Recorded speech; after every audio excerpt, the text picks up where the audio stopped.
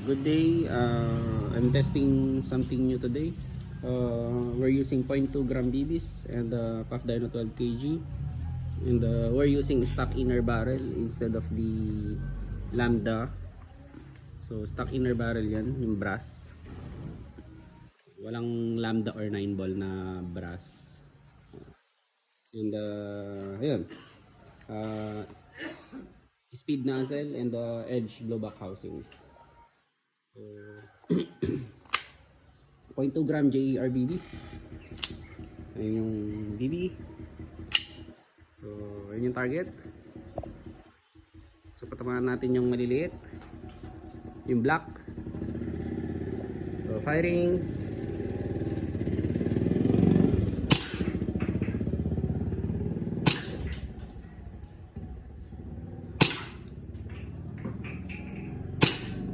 So malayo yun. So ganun kaliit ang accuracy niya. And of course, baka sabihin nyo nakaset lang siya sa malayo. So lapit tayo para ma-check natin kung naka-zero siya sa normal practical shooting range. So normal practical shooting range ito. So firing.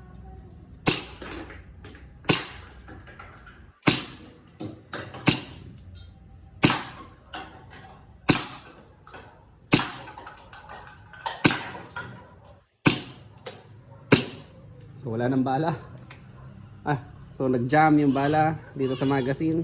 So ulit ilagay natin ulit.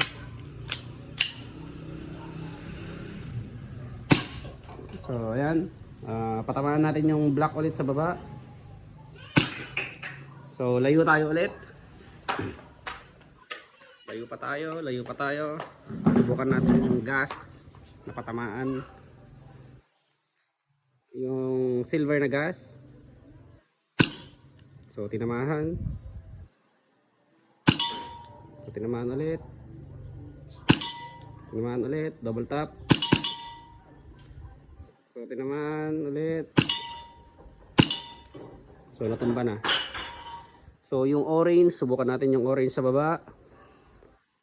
Yung nasa may malapit sa bola. So tinamaan pa rin. So ulitin natin. Wala nang bala. So wala nang bala. So ang tinetest ko ngayon is ito. Yan.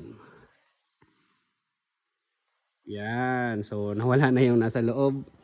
So available yan ngayon sa akin. At ito siya.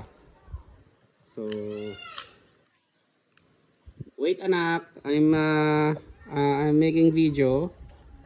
You wait, okay? So dito tayo sa malap.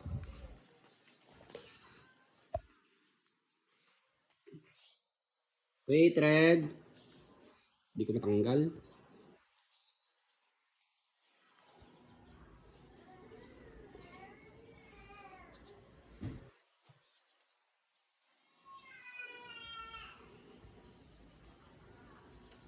Hindi ko matanggal. Yan. So ito yung mahigpit kasi yung paglagay ko ng gun. So ang tinetest ko is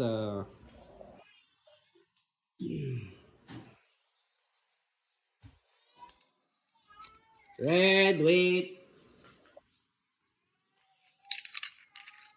So ito po ang tinetest natin. Yan, yung backing. So the most important part to increase your accuracy, to improve and increase your accuracy, yan yung backing na yan. So ito siya.